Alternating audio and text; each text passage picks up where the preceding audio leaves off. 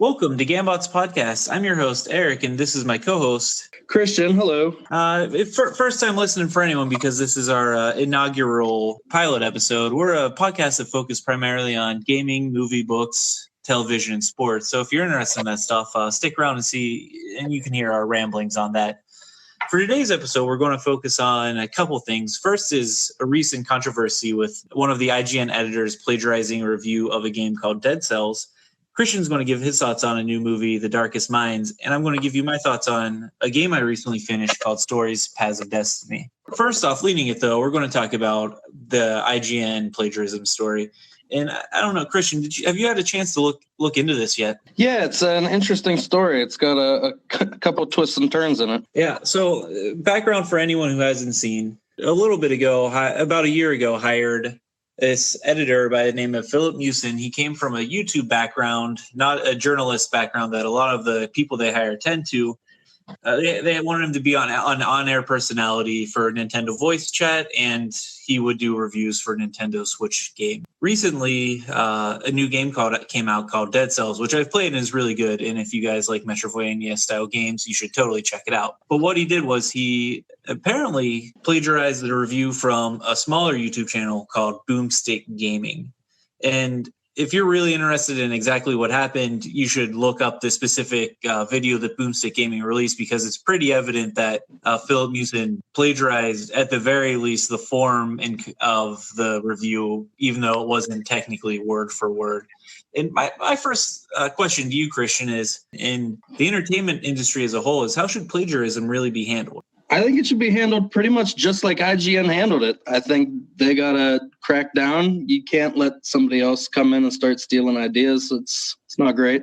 No, and, I think IGN did the right thing. They didn't fire him right away. They looked into it, they found cause, and they terminated him. My big complaint in general is Philip Mewson deserves, getting crap for what he did, but people have been sending death threats to him, probably to his family. It sounds like they've been harassing more than just him. I don't know if that's the right way of getting internet mob justice, but there's no way that he can keep his job after what he had done. No, and I agree with that. The idea that you're going to start harassing somebody's family members because of something they did, I mean, they're not a part of this at all. No. And I know IGN gets a lot of hate on the internet. The big thing you see on comments is you can't spell ignorant without IGN. They're not a very popular gaming website with some subsects of the internet. So I think that just adds on to it. They see this happen, they blame IGN, which generally, you do blame the company for their employees' actions. But in this instance, you can't really fault them for their response. I think they took the proper response. Yeah, I agree with that. The big reason this actually blew up, and I found it here on Reddit first before I saw it anywhere else, was the Boomstick Gaming posted on Reddit, IGN stole my content, what do I do? And then, it rose up to Reddit and everyone gave their insight on what to do. And that's kind of how it became a thing, which I thought it's interesting that Reddit's become such a big part of all this that you really can't steal someone's content like that and have it swept under the rug, or at least not expect to be pointed out in some way. That's definitely true, especially with Twitter as well as Reddit. The idea of joke theft has really become something that's been discussed a lot on Twitter that I've seen. You can't just steal somebody else's joke and pass it off as your own, not with this how connected everyone is. It gets picked up pretty quickly. Yeah. What do you think this guy's professional life looks like after something like this? Well, it's hard to say. I mean, since he's been fired, they've come out with at least 2 other instances that they found that I saw. So it doesn't seem like this is a one-off issue. He might have some trouble moving forward. Yeah, that's what I'm thinking. I mean, his original career was a YouTube star. And I mean, I'm sure he has somewhat of a dedicated fan base, but as we know, YouTube's been harder and harder to make money off of as the years have progressed, and we've gone away from the golden age of advertising for it. So I just don't know how he survives this. I know I agree with you. I saw somewhere they posted it looks like he plagiarized a FIFA 18 review as well. I didn't see that they dredged up another one. I mean, this guy's behavior shows he's repeatedly doing the same offenses. And did you get a chance to see his apology video? Yeah, it's kind of astounding. He managed to apologize to everybody except the people he stole the video from. I mean, it has to be one of the worst apology videos I've seen, at least in the gaming realm. I mean, he doesn't apologize to Boomstick, and it's in his mind, it seems like he doesn't think he's done anything wrong. Yeah, that seems to be correct, which is unimaginable. The only way I can see it is he only believes plagiarism is word for word stealing, not stealing the form of the thing and changing the words a little bit. Just as one example I've pulled up here. This was a sentence from Boomstick, and I mean, this is throughout. Boomstick says, dead cells only falter slightly with some repetition setting in, especially on the early areas and during longer play sessions. And here's Muson's words. He says, dead cells does falter slightly with some repetition, but it's only felt in its earlier areas and during extended play sessions. So while it's not a one-for-one steal, it's so close that it's hard to imagine, him not thinking that's plagiarism, especially because that happens for 3 minutes of the review, or however long the review was, 3-4 minutes. I mean, it's just repeated. Exactly. And even IGN's, one of their top editors came out and said that plagiarism isn't a mistake, it's a choice. And I think that's a good representation of what happened. He might not think that it was a mistake, but he made the choice to do what he did. And it's rough, too, because I will admit, I listen to some IGN podcasts. I'm generally a fan of them. I think they get a bad rep that's not as deserved as people make it out to be. And there's some good people on IGN. I just think as a whole, it makes the company look bad because this guy made the choice to plagiarize. The funniest thing was I was looking at old Twitter feeds. A couple days before he posted this review, he released a status that was essentially spending my weekend finalizing my final review or something. Like he's actually putting in all the work. Was not a good look for him. No. And I found that the most incredible thing about this was that the editor of Kotaku, who found the FIFA plagiarized or potentially plagiarized review, Muson came for him too and basically challenged him to find any other instances of plagiarism, and he did. He found a third one for Metroid Samus Returns. It looks like it was done by another company called Engadget. It was the same kind of deal where they put out a review, and 1 or 2 days later, Philip put out his, and it had a lot of overlap. I mean, you have to be so confident in that to challenge someone on the internet, not only him, but then every reader of that in the comment section not to find something. I mean, the internet's ruthless. They will latch onto any tiny piece of information and dredge it up. There's so many people, someone went and listened to every one of his videos and was checking out other things, or people who had a gripe and really didn't escalate, or, they now see it as their time because they'll actually be listened to. It's hard to believe he would challenge them to find more things he's done wrong. Yeah, it was pretty amazing. But I do applaud IGN for their quick response, and they took down his review and they put up a new one with their own non-plagiarized information. So they seem to handle this adequately.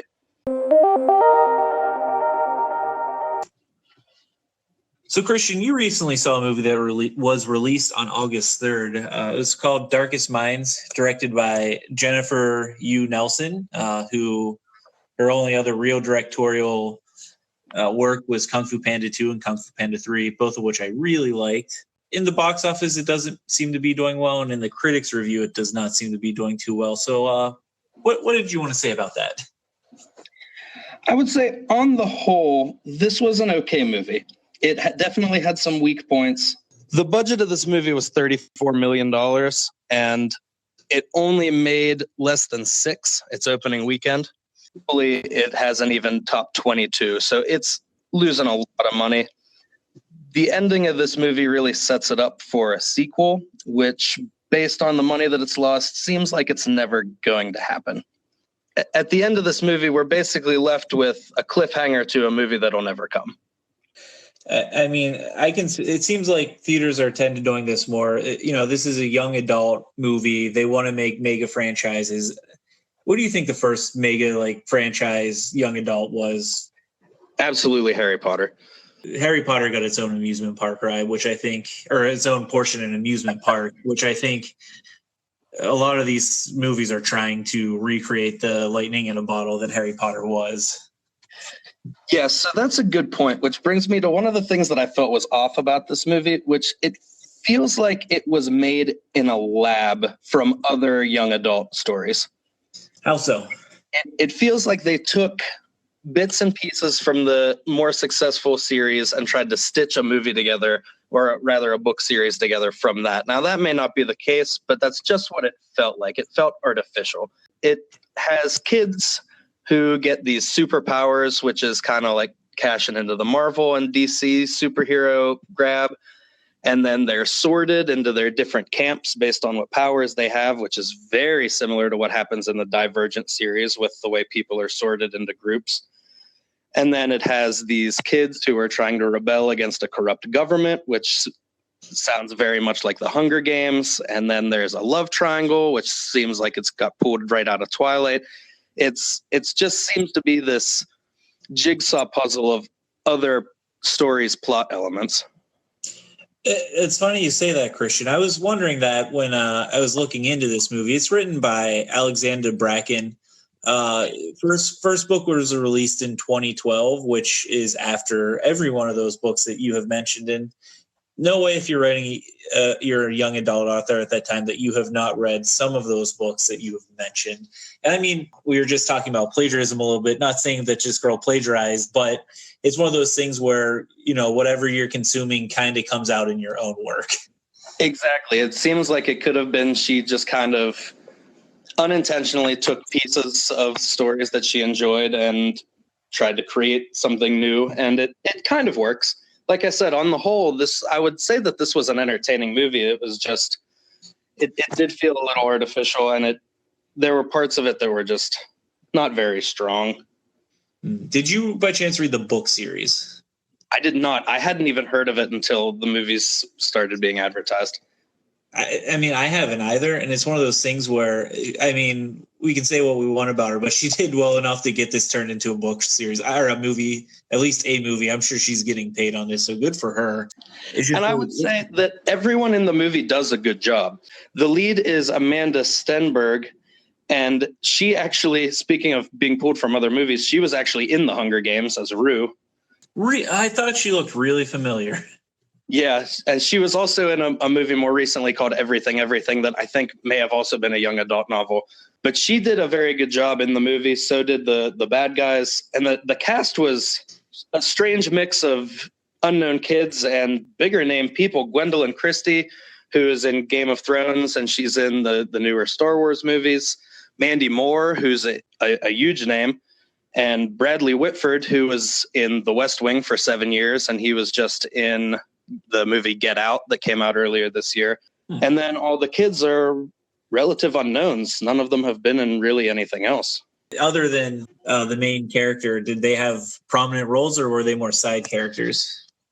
They were more side characters. And there was the love interest and then the other love interest, and they were underdeveloped. It kind of became these two people have feelings for each other just because the story says they have to. There wasn't really any driving force there. So it was really just about the main girl. Do you think this would have worked better as a movie if they didn't make this creating a trilogy in mind, if they had made this a self-contained movie? It's possible, yeah. If they hadn't been worried about trying to set up plot elements for the future, I think they could have had more time to squeeze in bits that were more relevant to the movie we were watching.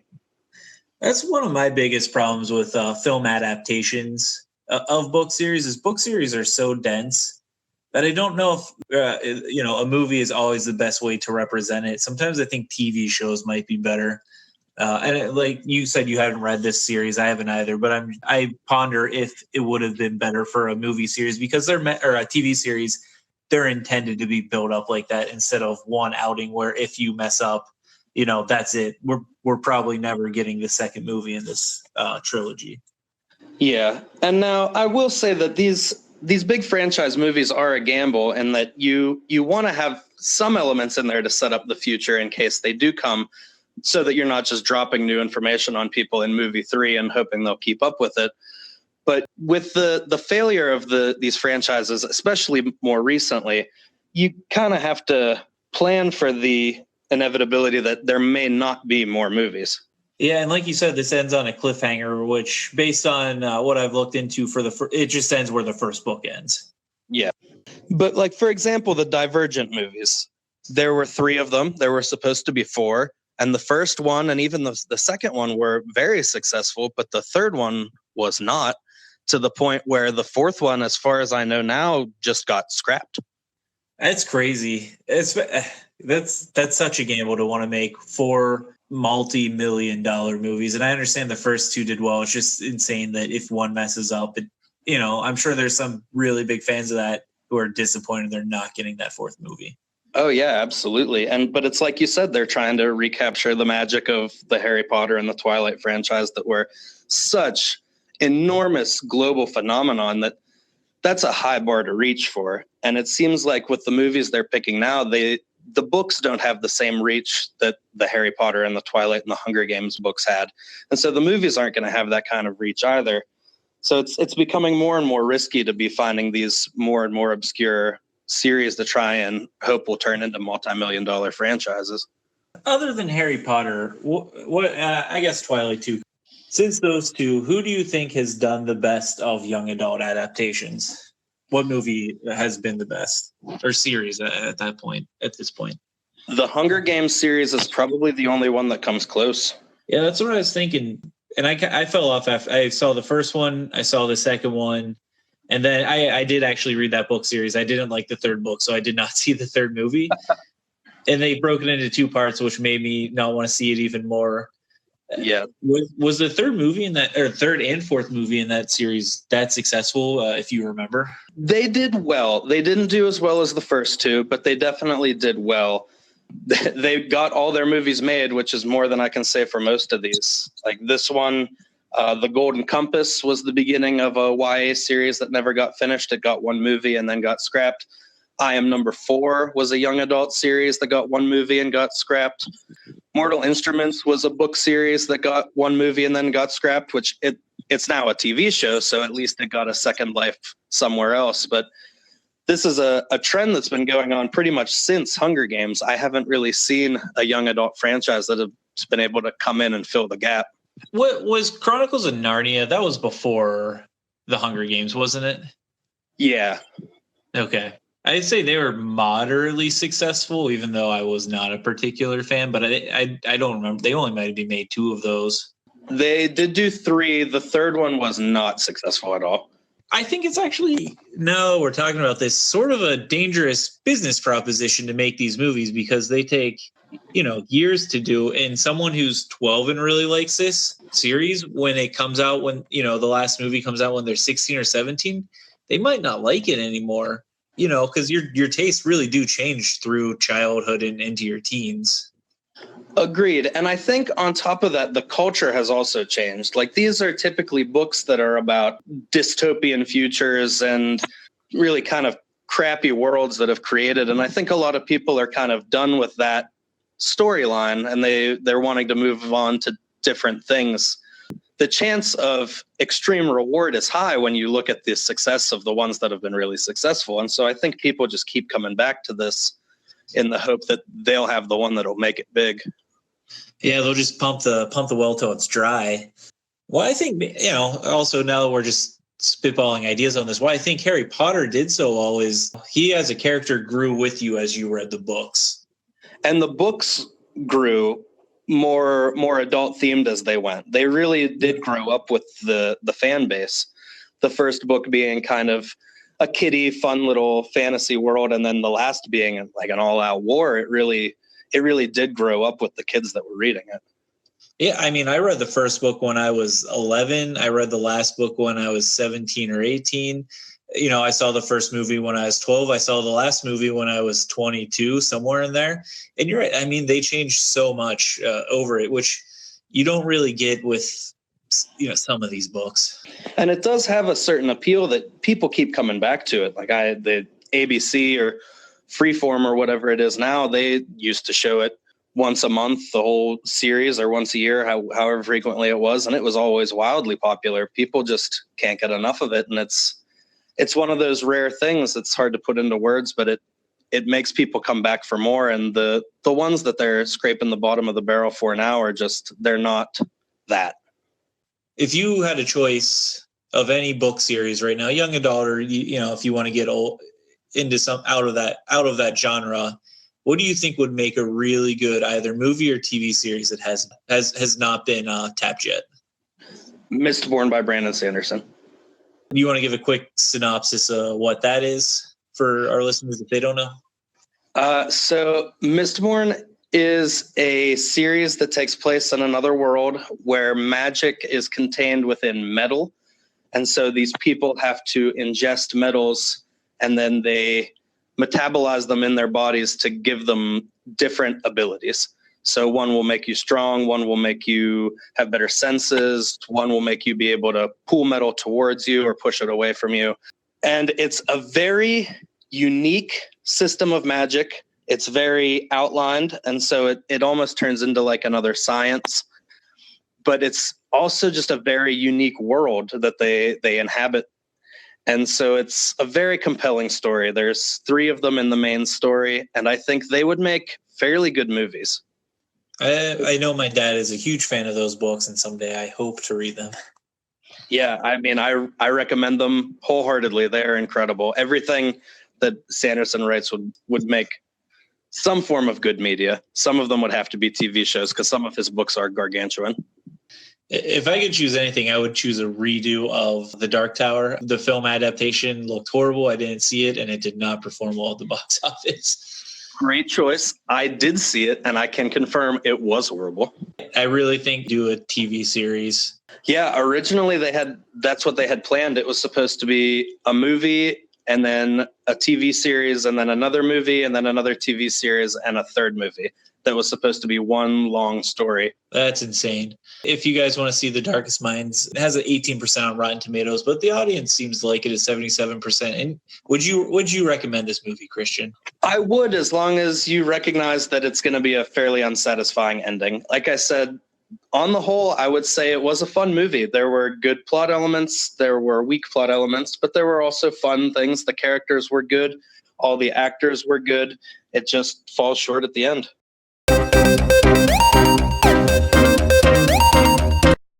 All right, for the final segment of the show, we're going to talk about a game I have got the platinum for on the PlayStation 4 recently.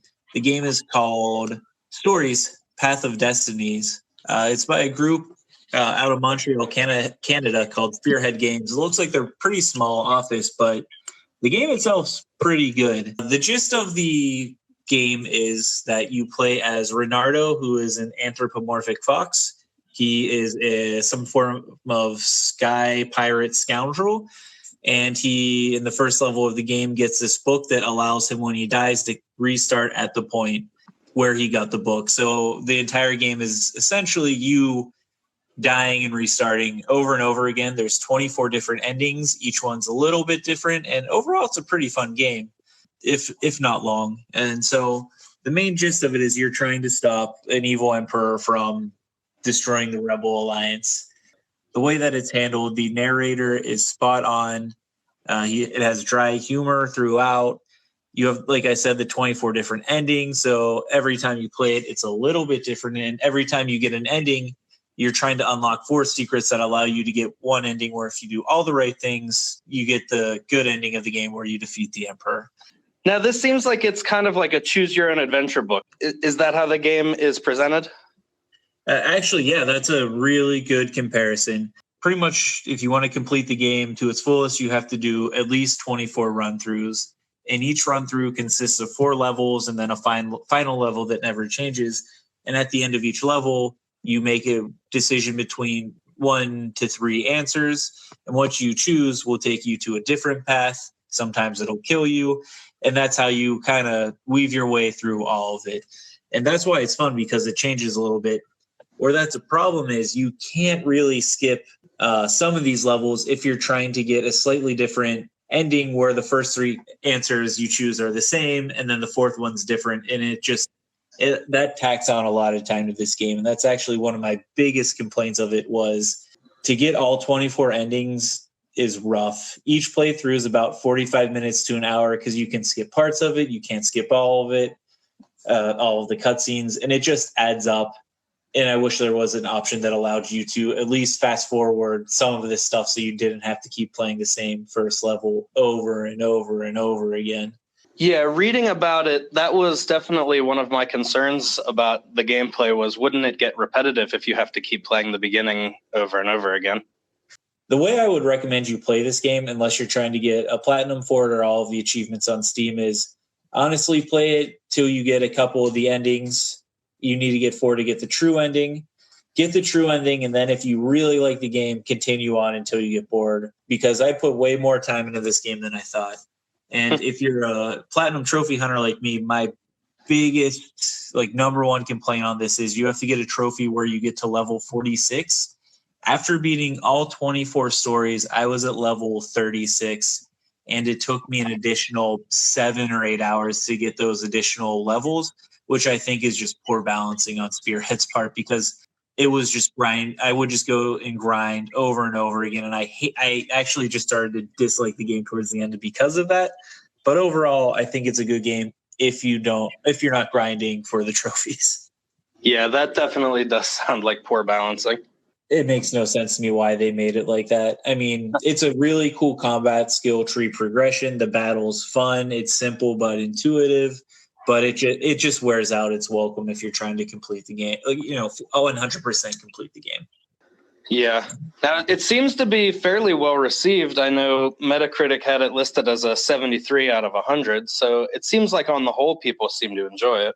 Yeah, it's not a bad game. Like I said, the only complaint is it overstays its welcome. But as a whole, it's a completely competent game. I don't necessarily like to give number scores, but if I was going to rank this as a tier game, I'd say the game deserves at least, a B, somewhere around there. It's not a bad game. And I think people would like it. I actually got it through PlayStation Plus. It was free. So, I mean, I can't really complain much because I didn't pay for it. Perfect. All right, guys. Well, that's all we really have scheduled for today. But Christian, what are you checking out the rest of this week? Well, this evening, actually, I'm going to be watching The Meg. It's a movie that came out this week where Jason Statham fights a dinosaur shark. Looks genuinely terrible. I'm pretty excited about it. Well, what about you? What are you looking into this week? Currently, I'm playing through Dead Cells, which is the game that the IGN have plagiarized. I actually checked out the game because it got so much talk about and everyone loved it except for the whole plagiarism part. It's been good so far, so I'm hoping to get further than that. I'm currently on a quest to platinum all the Kingdom Hearts. I'm on the first one for the PlayStation 3, so that's going to eat up a lot of my time over the next couple weeks. Yes. The Series A in soccer starts on Sunday, or at least I'm going to be watching Juventus play on Sunday. They got Ronaldo this past season, so I'm excited to see his debut with that club. And I'll probably watch a little bit of the English Premier League on Saturday until football season starts up. All right, guys, that's all we've got for this week. If you want, you can check us out on Twitter. Our handle is @Gambots Network.